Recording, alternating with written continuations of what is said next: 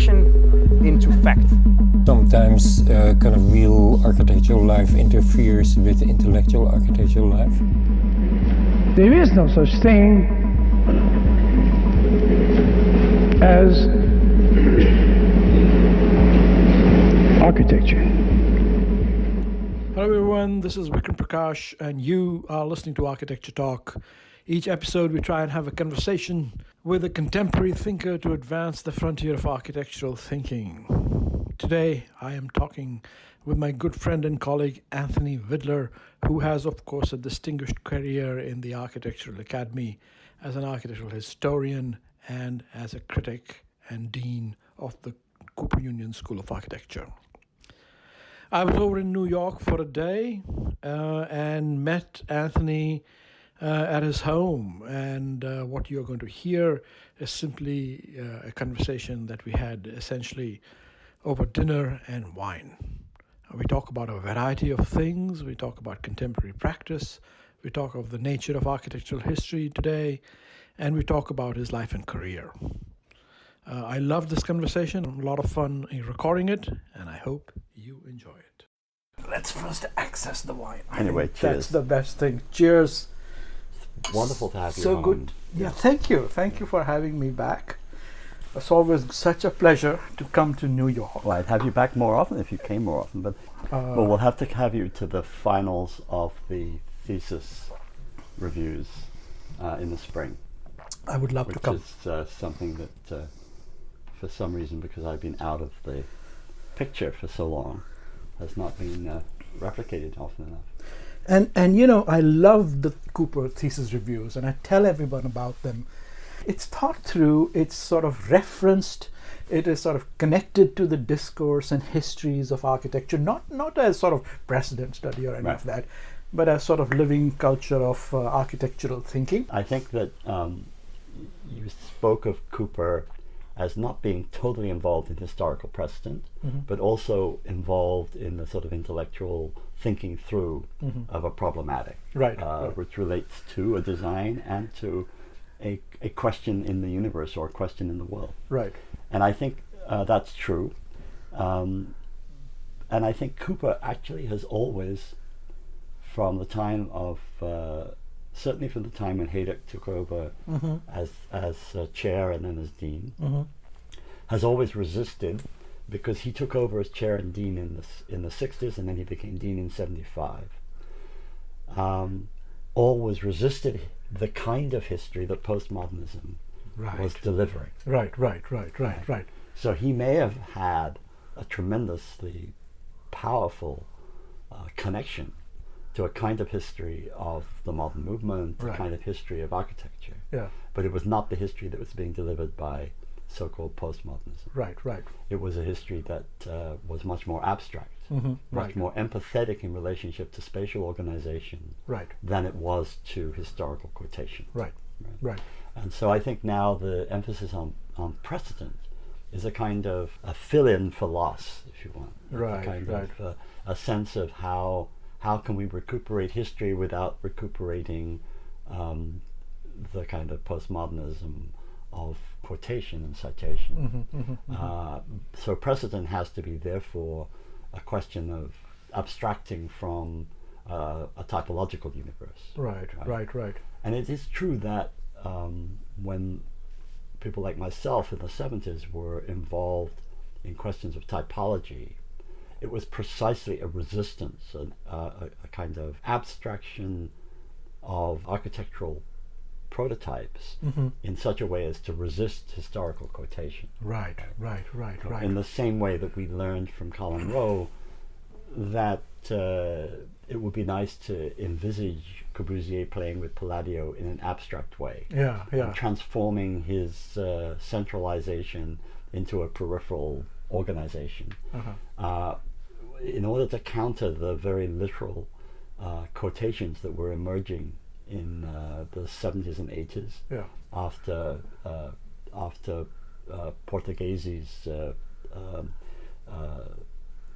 Venetian extravaganza of the La Strada Novissima in 81, 82. Somewhere there, that we were much more interested in recuperating the abstraction of history than we were recuperating the signs of history. Right, right. Which were, I think, very much a product of the rather over literal assimilation of structural semiology in architecture as a kind of theory of meaning. Right, which right. I think Baird and Jenks were totally involved in at the time, sure. in the 70s, where we were trying to sort of counter this. Let's search for the semiotic element. Right, let's right. search for the meaningful element in historical discourse, which became very literal. The Palladian facade of Venturi's mother's house, for example, which I actually find much more abstract than much later postmodernism of the gentleman that you know. Let's leave it at that. Since they're all friends of mine. What do you think about the valence of thinking in the era of, climate change and sustainability and sort of this extremely technologized and urgent sense I think of it's both technologized and it's still Hegelian. In other words, it has this extraordinary effect of the big narrative. Yeah. So the big narrative that was progress in the Enlightenment, the big narrative that was the Hegelian dialectics of historical development towards a kind of philosophical community that was in Hegel, that got adopted as the kind of structure of academic history, in art history and in all other histories. I still think that the chronological narratives of the Anthropocene, the chronological narratives of the catastrophe theories in relationship to climate change, which I think are absolutely correct, of course, and certainly worthy of complete panic, are in fact obscuring the possibilities of any form of mediatory action in the present. Okay, what do you mean by that, mediatory action for example, in the present? There was a very nice little piece in Eflux the day before yesterday, maybe it was even yesterday, by a small group of architects and thinkers who were working between Eastern Europe and Rotterdam and Vienna in terms of thinking through what we do as architects as we are living the catastrophe and not awaiting the catastrophe. Right. You think it sort of I think we circumcises agency? I think we are already in the have catastrophe. already been in the catastrophe For a while, yeah. Since industrialization. Okay. 1800. Yeah. I think, in fact, we've always been already in the catastrophe, and that we've enabled certain populations to survive well, in terms of political influence, economic influence, and technological sophistication. We no longer are worried, not quite as worried as we were in Manchester as Engels was in terms of smoke pollution. We're not? Well, that's what I'm saying. We're no longer as worried. Yeah, okay. But about the same. But we are certainly worried in Mumbai. Yeah, of course. And Delhi, not just smoke pollution of every other kind. Yeah, of course. You burn off the crops. The crops have been anesthetized by chemicals, and the chemicals come back to haunt us in the city. So you're saying this is an old discourse? Totally. And I think, in a way, that the discourse of progress and the discourse of Hegelian dialectic is a discourse that was a defensive discourse, right, against something that was already there. Yeah, right. Yeah. And I think, in a way, the first intimations of this sense of living the catastrophe are in something like Voltaire's essay on the Lisbon earthquake, or Diderot's. Unpack that for us. Voltaire's essay on the Lisbon earthquake. Well, how can we live under a God that rages so powerfully against us in nature. What is the relationship of nature if nature revolts so strongly against us while we ourselves are living in nature? Yes. Right? It's the beginning of volcano research. It's the beginning of what happened to Pompeii. Nobody ever thought of what happened to Pompeii until the Lisbon earthquake. Right. I so see. For me, for me, modernity is the defensive realization that we are already on a course to a kind of auto-destruction, whether or not we know when it will be, or whether or not we know what it will be. We know that it's not going to be kind. Yes. Okay, if that's the case, then what is the project of Utopia? I mean, what are we fighting for? I think the project of Utopia is precisely, on the one hand, as in Thomas More, it's a project of idealizing colonialization, of idealizing how one might in fact construct worlds outside the worlds we know, but which can in fact be constructed according to rules that, Robinson Crusoe knew exactly how to do it. He established a nice little colonial operation of course, on his right island on out of two-person Manfredi's first enslavement. Right. So I don't know. So you're totally cynical about the Utopian I'm not project? cynical. Okay. I'm historically critical. All right. It cannot be cynical about it. Yes. No. Okay. Utopia doesn't mean anything else but no place. Yeah. So sure. no place is just imagining whatever you want to imagine is going to happen. No, but you're saying it's someplace. a colonial site. I think so. Yeah. And it was actually demonstrated by the missionaries in Paraguay, for example, where they actually attempted to set up More's utopian civilization. It's also the ethos of America, is it not? I mean, America itself. Of course. Yeah. Of course. It's a settlement. Basically, Utopia is a settlement plan. Yeah. If you go back to Plato, there's nothing in Plato that's not about Greek expansion. Defense of Athens and Athenian control of its provinces at a moment when that control is breaking down under the threat of the Persian Empire. So you think the entire modernist narrative and ethos and ethic of progress is Hegelian? No, I think the narrative that Hegel constructed a narrative that allowed for intellectuals to understand chronology as having a kind of motive, as opposed to just being one day after the next. Okay. Well, I mean, the dialectic of history for Hegel is towards a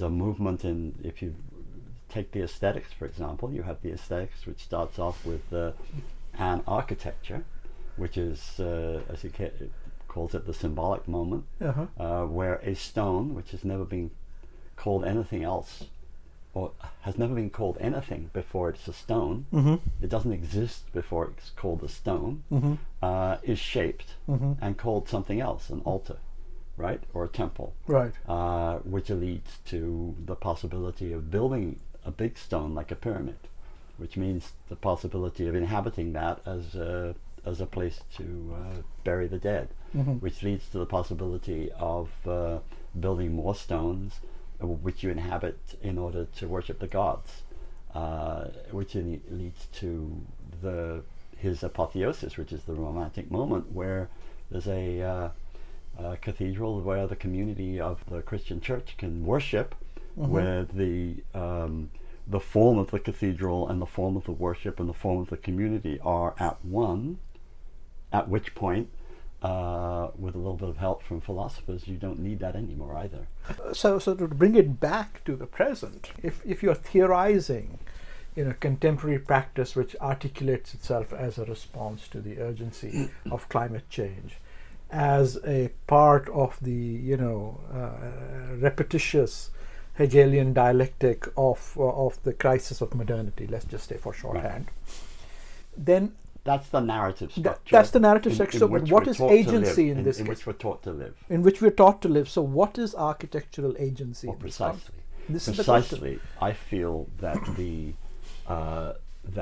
concentration, I think, is important for students. I think it's important for all of us to register the fact that we're living within that narrative. That we're living the catastrophe. The catastrophe is not going to come. It's not about to come. Yeah. It's already with us. Yeah. So that the catastrophe has to be lived in such a way. I mean, Donna Haraway has Sure. Has developed one form of understanding of living with the troubles. Right? I would say that the problem is with architecture is that architecture has always had a narrative which has an agency within its discipline, from Vitruvius to the repetition of Vitruvius and the reduplication and the transformation of Vitruvius in the Renaissance, all the way through. It has its historical roots, and it has its historical continuous transformations, right? So that Beaux-Arts transformation of an 18th century Vitruvian discourse can be understood in compositional terms, which then in compositional terms can be transformed into taking historical types and recomposing them, so that we can still see someone like Jim Sterling in the Leicester engineering building, Right. Looking at Melnikov and using Melnikov and Right. thinking he's part of a tradition, Right. but also some thinking also, and he writes this, of making more complex and more immediate the language of modernity, the language of modern architecture. So, having, I think, lost that particular connection to a historical discipline, we're now plunged into the big narrative, Right. and we are given various technological apparatuses to either counter the narrative or to analyze the narrative, right? And I don't think that that's enough for architecture. And I think that we're in a moment now where we have to actually scale down. Scale down? Yes. What do you mean? We have to scale down. We have to understand that architecture is not going to solve a crisis that or a catastrophe that we're living in. Right. But it has a role Sure. in mediating on the one hand, the extraordinary power of the technological instruments that are being put together by cooperatives and by engineers and by scientists in order to counter the catastrophe. There's not a single architect in those cooperatives. Okay. And So you're saying that's the appropriate site for that response? what I'm saying, well, it could be one of the interesting things about the little Eflux article I read day before yesterday was and you have to know. We will find it. It'll be on the website. Yeah. Is that they are talking about, yes, they're living in a catastrophe. What can you do? You can't just sit back. You can't develop business as usual. You have to establish resistance in relationship to cooperating with a group of resistors who are in localities, Right. and at the same time try to enter the discussion as architects and designers of the engineers and the technologists who are claiming that they are going to be able to solve the crisis. So architects as citizens, as community members, and also as providers say of partial solutions. As designers. As designers, yeah. So I was particularly moved when I went to Yale in April for a symposium which brought a group of experts and architects around the Japanese condition from Hiroshima to Fukushima. It was something like resistance and resilience as a symposium. Okay. And I was particularly moved by the narratives of the group Bow Wow that came. Yeah. And who talked about the way in which they had been energized to enter the territory of after the Fukushima nuclear and tsunami. Yeah. Right? Finding a community which was a survival community, which was the shattered pieces of communities that had bonded already together because the bureaucracy had been completely slow and ineffectual and so on. They'd already bonded for survival in the way in which they found and sourced goods that were stored somewhere else, and where grocers, little grocers said, yeah, we have a depot back in here, we can bring untainted goods and so on. Urgent, almost situationist. An urgent situation. Yeah. And that then talking to that community, which basically said, we don't want to go back to where we were. Right. We now are a different community. Yeah. Right?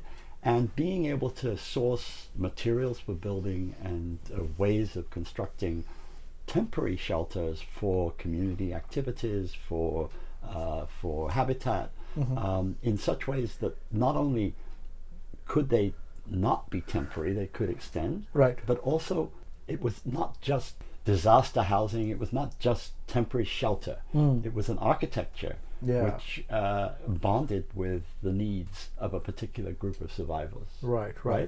And to me, one could actually begin to think architecture not just in terms of survival, not just in terms of sort of catastrophe, disaster response, yeah, but in terms of developing material and spatial prototypes for living the disaster. Interesting. Living the catastrophe. Living the disaster, living the catastrophe. Which we're in. Yes. Which we're in. Whether we're in Brooklyn, right, or whether in Fukushima, or whether we're in Mumbai.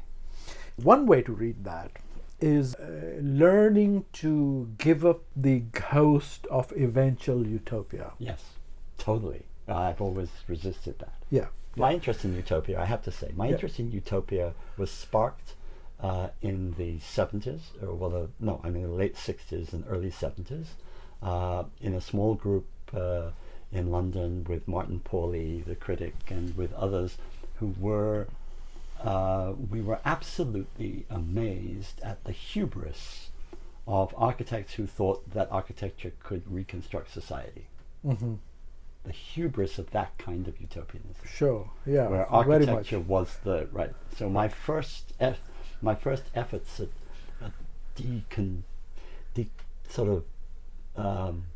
unpacking that particular hubris were Fourier and Ledoux. Right. I don't idealize either of them, but I do think that both of them are, in some way or another, keys to the kind of kernel keys to the basic false utopianism of architecture. What do you mean by that? That architecture can construct and transform society by itself. Right. That you put people in the unité d'habitation and think they're going to be nice. No, but return to Ledoux and Fourier. I mean, so what are you saying about that? They are the theorists of that kind of thinking, of that thought. Yes, of course, yeah. So I'm not someone who, talks. In the postmodern era, I was always thought of as somebody who talked about Ledoux because I thought he was wonderful visionary. Yeah. Well, that's what I was talking about. That's what happens when you write the canonical sort of book on the Enlightenment and architecture. Right, but at the same time, my Enlightenment is deeply inflected by Foucault's Enlightenment, which is of course, the dark side of rationalization and rationalism, right? So it's Adorno after the Holocaust. Right. Let's switch gears here. So Tony, how did you get into history and theory? Where did you grow up in England? Liverpool? No, I'm not thinking. No. I was a very asthmatic, nerdy, Proustian kind of child in Essex. Okay. Which is a absolutely benighted realm benighted realm to the east of London. Okay. I'd better explain what benighted means. Our listeners, I don't think it's a term in. It's a lost, forgotten realm that stretches from the outskirts of London to the marshes of Southend. Okay, yeah. So you're from the. So out of nowhere. Out of nowhere, the one thing about Essex is it's mostly flat. Okay. And the one way to escape my suburban household was by bicycle. Right. And the bicycle allowed me to roam, church by church, medieval cottage to medieval cottage.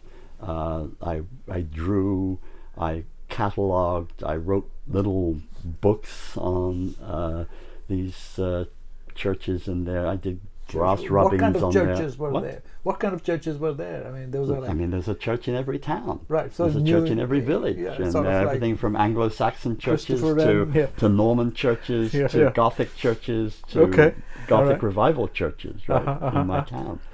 So, I just got so interested in the historical. I suppose it was a kind of escape from where I was in this nasty little suburb, and it was such an incredible relief to go with my brass rubbing equipment. Brass rubbing, okay. Where you could take rubbings. A piece of paper and black. They were set up for rubbings, or people just did that. Well, you did that. I mean, you hoped that you weren't going to be chased out of the church. Okay. But usually, if you met the priest, he would ask you in. I was very interested. Anyway, my first life was as a medieval historian. Okay, I did not know that. And in fact, in my time, you couldn't go. I don't think you can anyway. But you couldn't go up to Cambridge or Oxford or anywhere else. Yeah. And in Cambridge, you certainly couldn't go up to Cambridge to read architecture. You had to go up. You had to take your exams for Cambridge in a proper humanistic subject, right? So my exams for Cambridge, first of all, there are state exams, which I got, and I could have gotten into Cambridge that way. But then I wanted to get to the scholarship level, and so I, studied for translation in Latin, Greek. Medieval Latin, Anglo-Saxon, Italian, and French. Wow! And then wrote a whole series of papers over a week, staying in Cambridge as a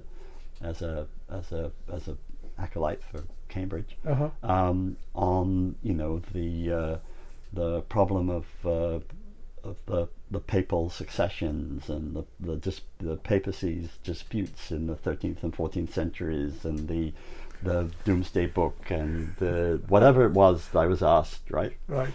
So I got my scholarship in medieval history to Cambridge. I was a major scholar at Emmanuel College. Okay. And immediately switched from medieval history to architecture because I wanted to do that all along. Okay.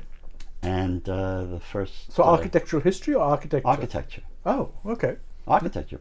I'm a professional. I was trained for 3 years as RIBA Part 1, 2 years at graduate as RIBA Part 2. Okay. And I was about to go into Sandy Wilson's office to design the British Library before I came to the States. Right, okay. So anyway, I got to Cambridge, and Emmanuel College had... but with this sort of deep interest in medieval churches and so on, and this history...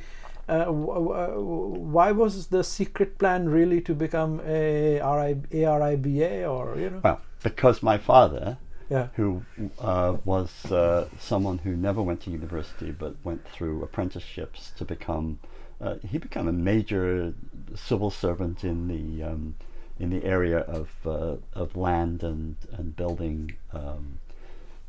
Surveying, but he wanted me to do something practical. Right.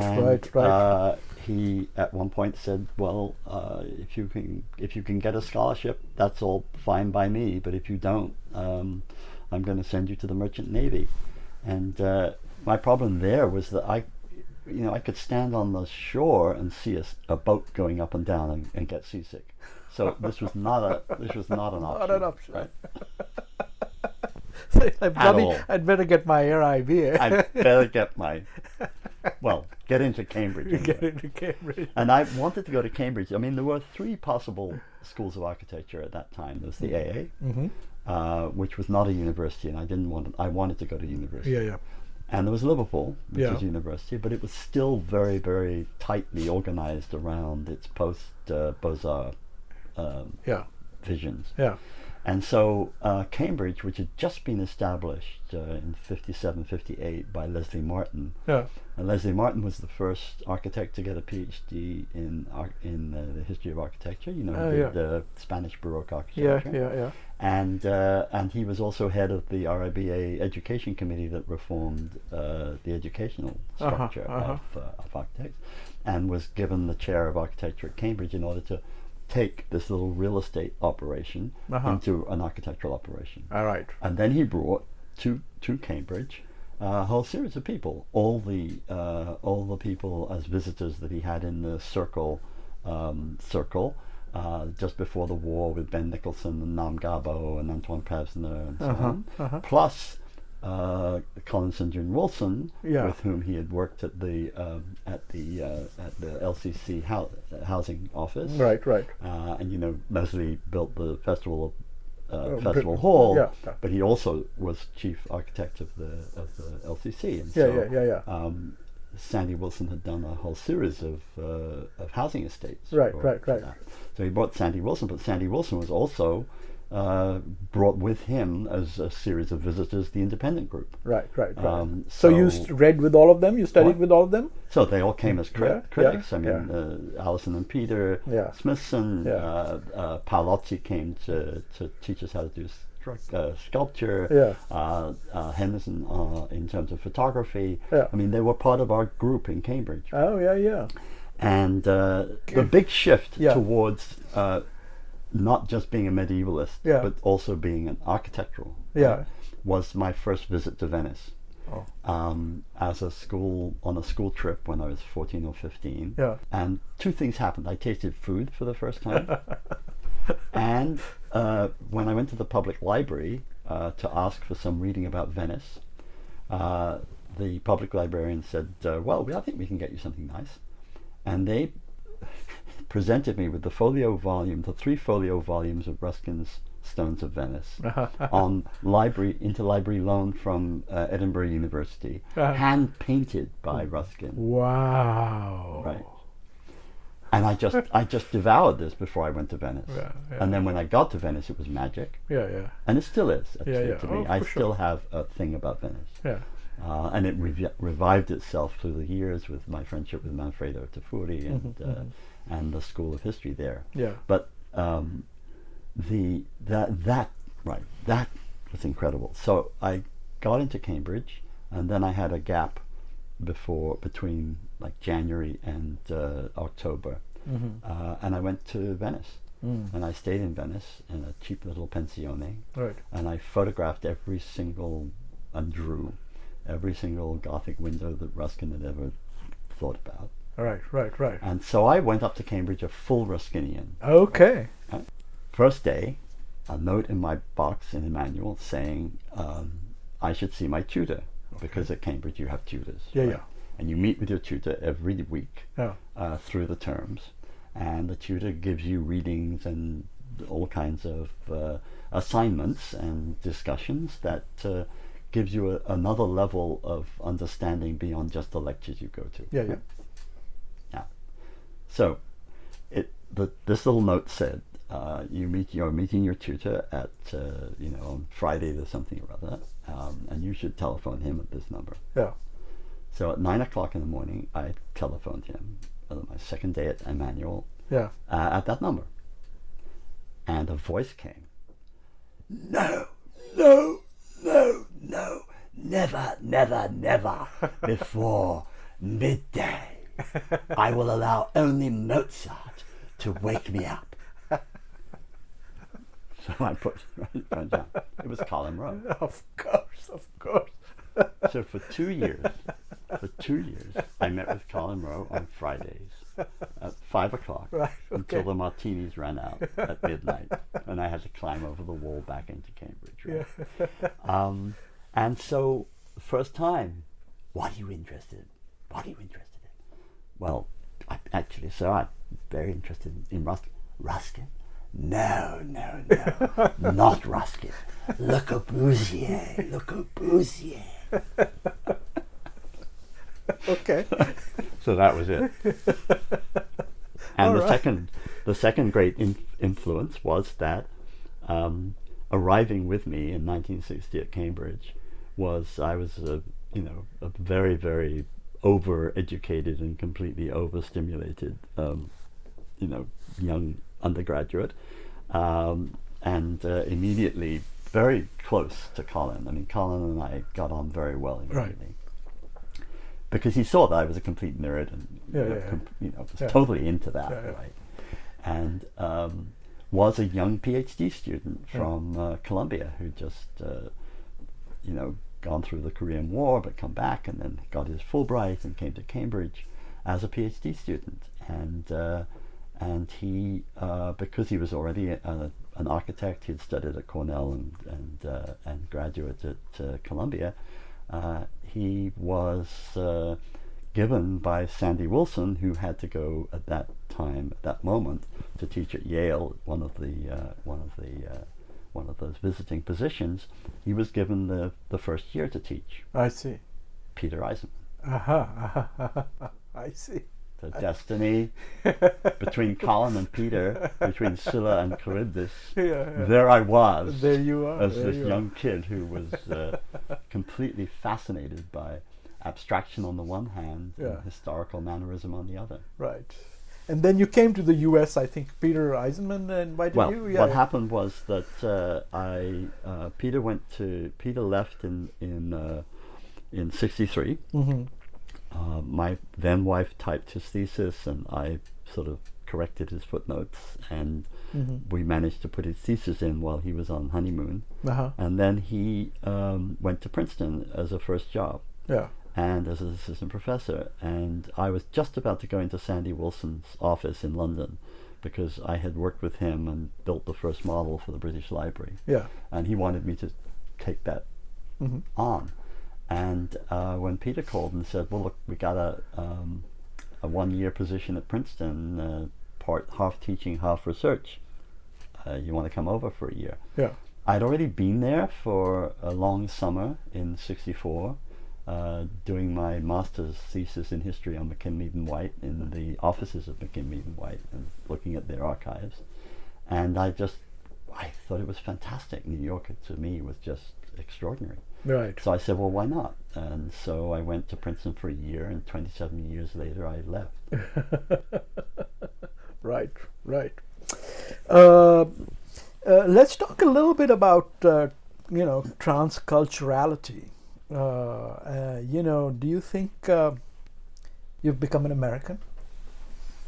I think there's something about I used to talk to my friend T.J. Clark, who was at Cambridge with me, and then he also went to, I think he went to Essex, and then he went to Oxford, and then he went to Harvard, and then he went to Berkeley. Whether we became American or not, there was something we could do with what with our intense desire to construct a world of thought in our disciplines in America that we couldn't do in England. Why not? Because of the incredible sort of rigidity and absolute conviction that English institutions had that they were right, and that change really couldn't happen. Unnecessary, When I got to Princeton, I was 2 years later. I was an assistant professor. I was on the PhD committees. I was involved with Kenneth Frampton in the establishment of a history theory curriculum. When Ken left in 71, 72, and I got tenure, I was immediately given the role of the chair of the PhD program that I could then establishes an interdisciplinary program between structures, sociology, history, and theory, which then became a model for the MIT program that Stanford Anderson started. Right. There was something you can do. Right. I mean, in Cambridge, you could no ways. No way. Yeah. Nothing. Yeah. So you felt like you I were felt a liberated. young Turk, and you were you could do, liberated. yeah. And also Geddes, as the new dean of Princeton, the first dean of Princeton, came with a tremendous sense of the value of research, whether it was scientific research, sociological research, or urban research, or historical research. He wanted to be, in one way or another, I think the Leslie Martin of American education. Right. He was in fact head of the AIA Commission for Reform in the 60s. Okay. And he also took advantage of the fact that the Princeton School of Architecture is not.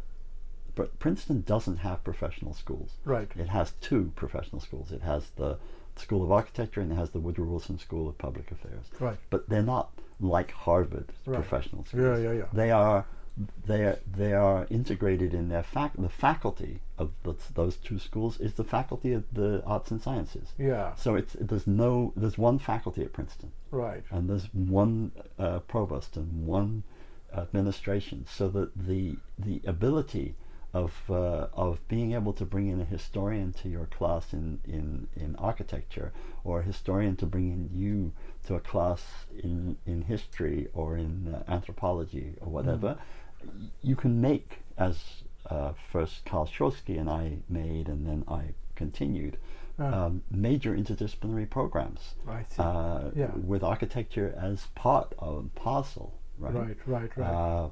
In the School of Architecture, most of my first PhD students, who are now teaching everywhere, from Mary McLeod to Pat Morton, were involved in getting the first Mellon grants to bring interdisciplinary people. We were the first people to give Gayatri Spivak.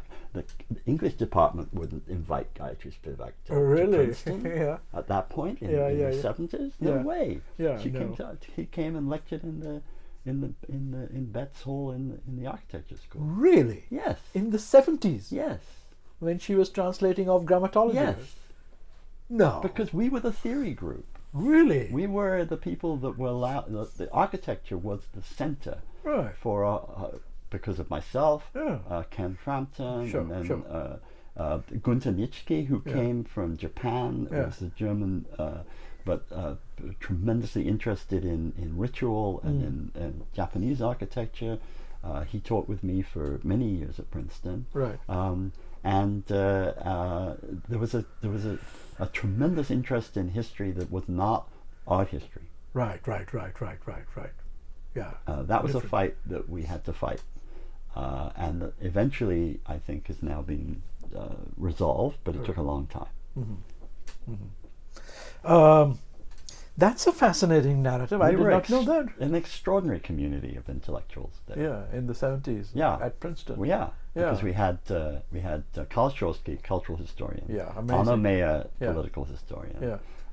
And then younger faculty came in, like Tony Grafton, and we had Bob Danton. They were all interested in architecture. And, They brought into the history department. They brought a whole slew of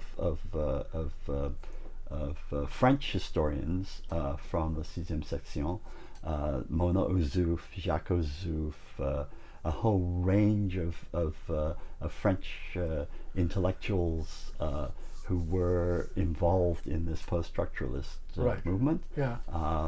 The history department didn't bring Foucault. Right.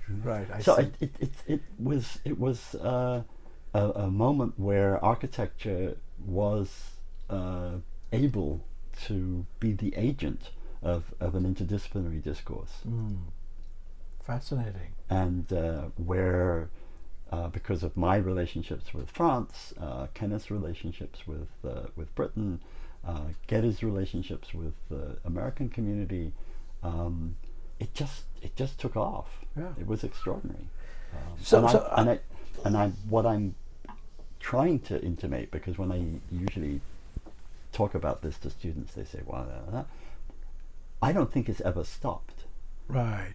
In different ways, it has continued in different forms, in different relationships to different disciplines. Architecture has always been the interdisciplinary discipline. Right. And universities who have schools of architecture that can, in one way, both assimilate and generate these interdisciplinary threads have always been, I mean, I think, it was interesting because when I got to Princeton, there was a wonderful old French teacher, Jean Labatut, who was a Beaux-Arts graduate, who had very, very strong modernist tendencies, and so he left France, went to Havana actually. He planned the waterfront for Havana, and then came to Princeton in the 20s and took over the the Department of Architecture graduate program, and taught Venturi, Moore, Turnbull, and a whole slew of students, both architecture in the Beaux-Arts compositional sense, right, in the historical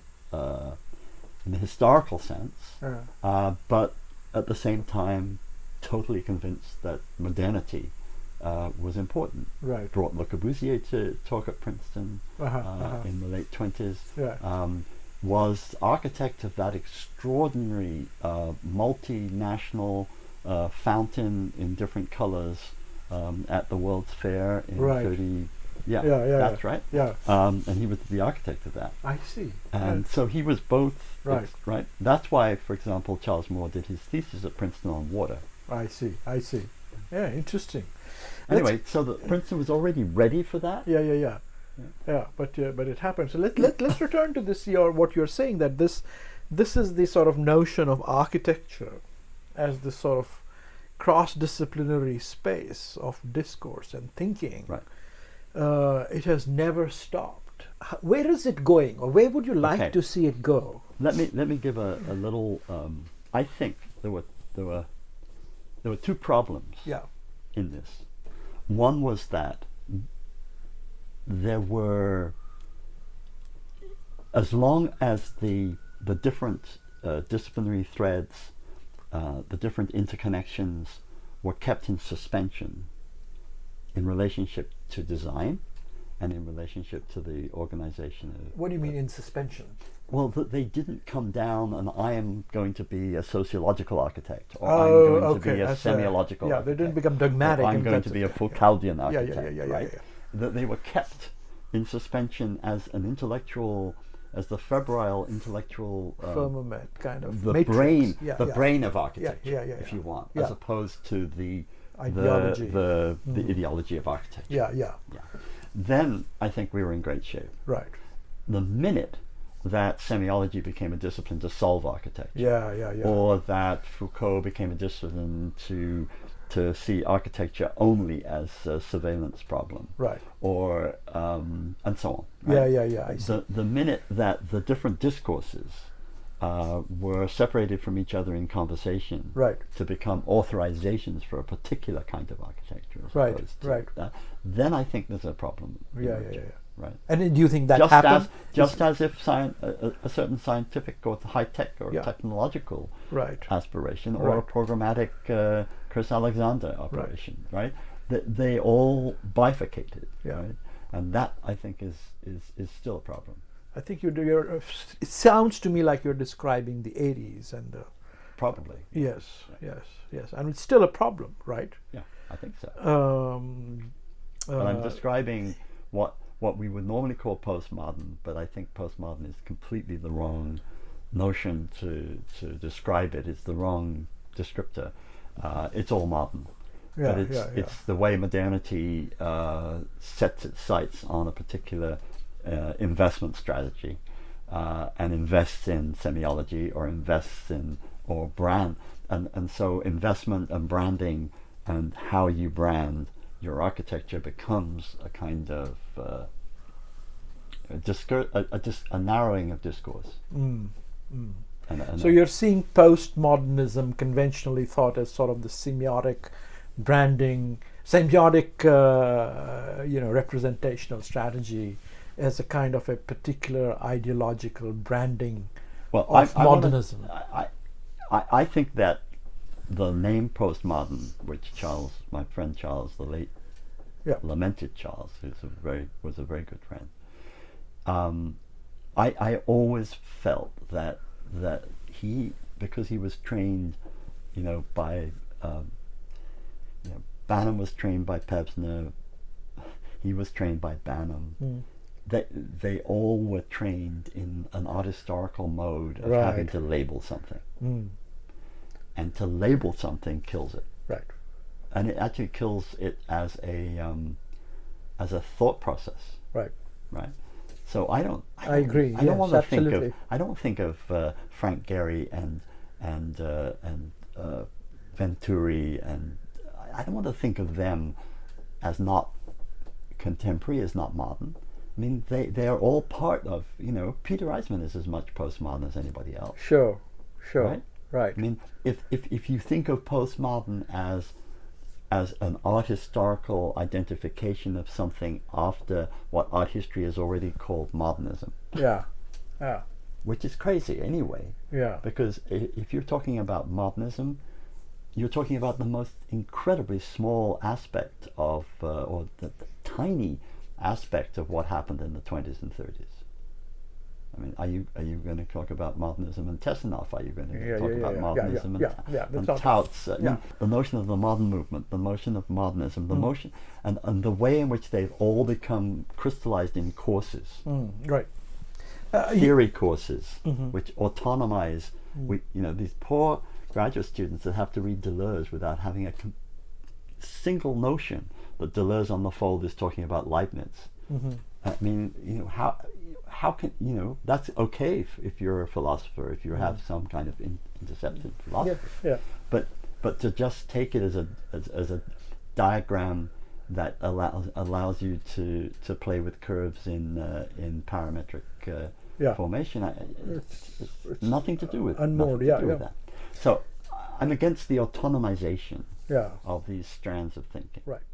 But you said once earlier in our conversation, we've resolved our quarrel, or whatever you want to call it, with art history. You seem to suggest that we have kind of got beyond that. What did you mean by that? Did you say that? Oh, I still feel that the relationships between architectural history as a discipline and art history as a discipline are problematic. Right. Yes. That's all I can say. I mean, there are art historians who overcome the problematic, and there are architectural historians who overcome the problematic. Right. But in relationship to someone like myself, who is trained as an architect, right, and who think like an architect, in relationship to all the questions that architecture has to ask, the isolation of those aesthetically, or in temporal periodization, or in stylistic formations, or in any way, cuts up the possibility of thinking holistically about it, right, even the building. Right. Okay, as we move towards the end over here, so having now stepped down as dean at Cooper Union and traveling between several institutions, what are you working on now? What's on your keyboard, or what's keeping you awake? What keeps me awake is all the questions that my students ask me. That's the one thing. Right. And I can never actually resolve or solve how they, to any extent of, and I don't want to resolve those questions. Right. Those are questions that are legitimately asked, right, and legitimately should remain questions. Right. I've never in my life ever set out to write a book, so I write always on invitation, stimulation, and pressure. So somebody asked me to do something as an article or as a commentary. I always resist. I say, I know nothing about this. I can't do this. Yeah. And then I say, okay, well, maybe I'll do it. And eventually, after several deadlines are missed, I will produce the article. Over a period of years, sometimes 3 or 4 years, sometimes 5 years. With the 18th century, it was like 10 years. I look back on what I've written and published and think, there's something that unifies these different articles or these different things, which is what I was interested in at that moment. Right. Whether it was 18th century Enlightenment, whether it was just investigating this strange character, Ledoux, which I still haven't pinned him down. Whether it was investigating the incredible, trying to decipher the extraordinary handwriting on thousands and thousands of pieces of paper that Charles Fourier produced in his archive. Whether it was in contact with people in Princeton who were deeply involved in, a kind of post-Freudian Lacanian discourse of psychoanalysis and trying to test out whether or not there was something in architectural discourse, certainly in textual discourse, that resonated. And why was it that Freud's case studies were always based on short stories? And why are those short stories about spaces and Roman ruins? Or whether it was trying to come to grips with the technological revolution of parametrics and the strange forms that were emerging out of that in terms of spatial structures that were certainly not the spatial structures of rationalism that I had become attuned to and taught to design in warped space, or whether it was a series of reflections on the different historians and critics that had influenced me in my life. All those books came out of a series of articles that suddenly seemed to me, not suddenly, maybe over a year, teasing out the relationships among them were formed into a book. So what I'm doing now is I'm writing articles and hoping that in the next the dots will few connect. years there's some thread which is about some thread which is about the notion of atomic, post-war, post-Second World War architectural thought and practice, which has unified certainly a lot of the articles I've published in the last 4 or 5 years. Questions of bombing, questions of ruins, questions of memory, questions of dystopia, questions of fear, of trauma, of post-atomic trauma. So, at one moment, I'm sure I will find a way of bringing those articles into some form. Ideally, I want them to be a kind of riposte, or if you like, a conclusion or a continuation. Let's say nothing's ever concluded. In the same way that Banham's Theories in Design in the First Machine Age was a response to the refusal of his professor Pevsner's to go beyond 1914, and so he went to 1939. I don't find a work of theory of, let's take out the word theory, of architectural thought in relationship to post-World War II, post-atomic conditions, post-nuclear, post-Holocaust conditions, that touches those architects and theorists and thinkers about architecture in the same way that Banham touched the theorists and thinkers about architecture from the First World War to the Second World War. So I hope, in a way, that it will be a continuation, if you like, of work, not about the architects of postmodernism or the architects of the post-war, but about architecture Right, post-war. right. Yeah. Well, we will look forward to that. I do too. Thank you. Thank you for... But I hope it never finishes anyway. I hope it never finishes anyway. It will never finish. Thank you for the conversation. Thank you for all your work and your friendship, Tony. It's been such a pleasure. Me too.